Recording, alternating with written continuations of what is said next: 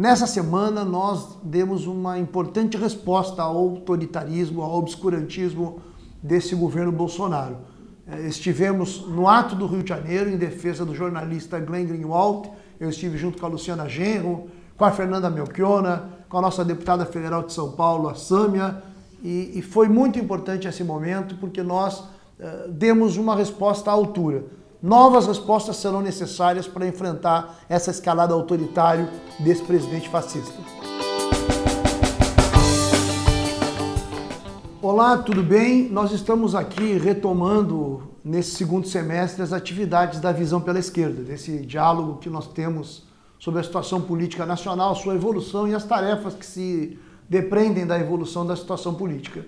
Nós tivemos, nessa semana, na terça-feira, um ato muito importante, um ato no Rio de Janeiro. Eu tive a satisfação de me fazer presente em defesa da liberdade de imprensa, da democracia e particularmente do jornalista Glenn Greenwald, o jornalista e a equipe do Intercept que revelou ao Brasil e ao mundo as atividades criminosas que foram levadas adiante pelo atual ministro Sérgio Moro, o procurador Deltan Dallagnol. Atividades criminosas porque elas tiveram um objetivo claro de interferir no processo eleitoral brasileiro. Nós, antes de sabermos disso, nós já tínhamos lá atrás denunciado o caráter fraudulento do processo eleitoral e como definição, inclusive, escrevemos a definição de que a eleição foi uma fraude política. E agora essas revelações da Intercept mostram isso. Nós fizemos esse ato foi um fato histórico, um momento de unidade democrática muito importante na luta pelas liberdades democráticas, pela liberdade de expressão. O Glenn, desse ponto de vista, simbolizou essa luta. O ato contou com a presença de muitos artistas. O Chico Buarque foi é sempre a figura mais importante, ele realmente tem um peso enorme. Falou, Wagner Moura, a Camila Pitanga, o Paulo Betti, a Maria Gadu, uma série de artistas que respaldaram o ato convocado pela ABI e articulado a partir de uma proposta e articulado pelo Honório Oliveira, que é chefe de gabinete do David Miranda, conversando com os dirigentes da ABI, que promoveram um ato necessário, uma resposta rápida.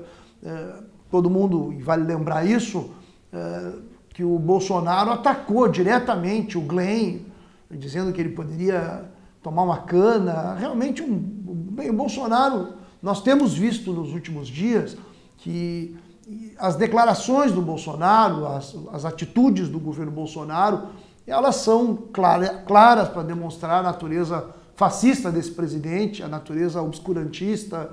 É um presidente desqualificado e ao mesmo tempo ele vai com as suas declarações tentando normalizar os escândalos. Ele está tentando naturalizar, do ponto de vista simbólico, um presidente que defende a tortura, que defende, foi no caso agora das suas agressões contra o presidente da OAB, a sua omissão e, portanto, a sua atitude que acaba legitimando o assassinato dos nossos indígenas no Amapá, né?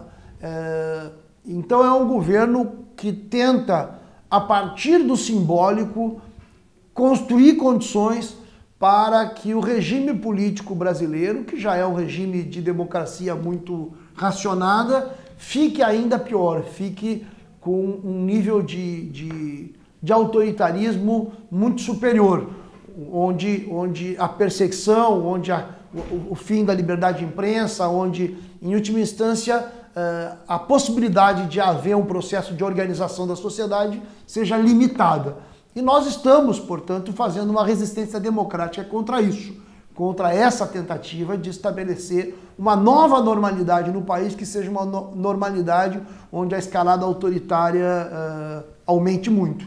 O governo não tem aumentado a sua força com essa política, o governo tem se enfraquecido, nós sabemos que o governo tem se enfraquecido, a sociedade tem reagido, ainda é uma reação menor do que é necessária, por isso foi tão importante esse ato na ABI, ele contou com a participação também de muitos estudantes. Nós vamos ter agora um próximo passo que é o 13 de agosto, será uma manifestação nacional do movimento estudantil que foi tirada, foi a principal deliberação do Congresso da União Nacional dos Estudantes. Então, nós temos muita convicção de que é preciso organizar respostas claras no sentido de lutar por liberdades democráticas. O ato da ABI teve essa natureza, foi um sucesso desse ponto de vista, foi um ato histórico.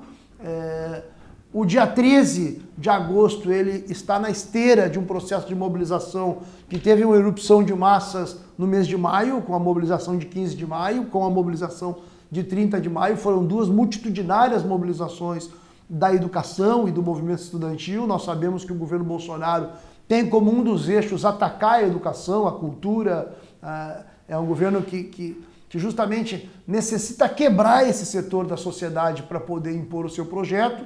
E isso não é fácil porque a educação tem capacidade de resistência, os estudantes mostraram que têm uma coragem, uma determinação de sair às ruas e é muito importante a ida às ruas porque cada vez mais na política brasileira quem tem capacidade de ir às ruas, de se mobilizar, é o que pode realmente determinar os rumos do país. Essa necessidade de se enfrentar nas ruas esse projeto autoritário é fundamental. Assim como, evidentemente, eu tenho anunciado essa necessidade, nós precisamos começar a discutir um programa alternativo.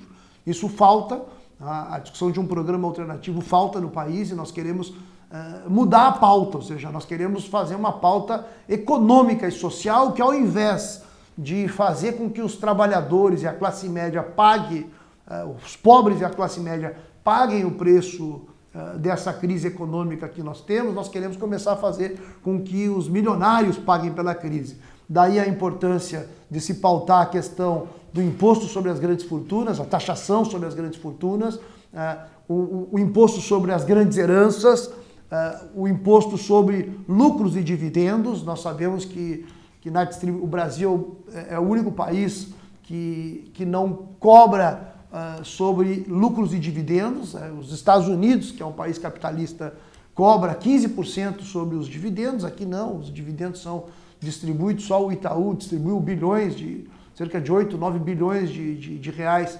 para 4 famílias, quer dizer, um escândalo que nós temos um sistema financeiro que manda no país, que manda na política, que manda na economia. Nós precisamos começar a pautar a necessidade de uma inversão da lógica. E esses são temas que nós vamos querer discutir muito nesse semestre.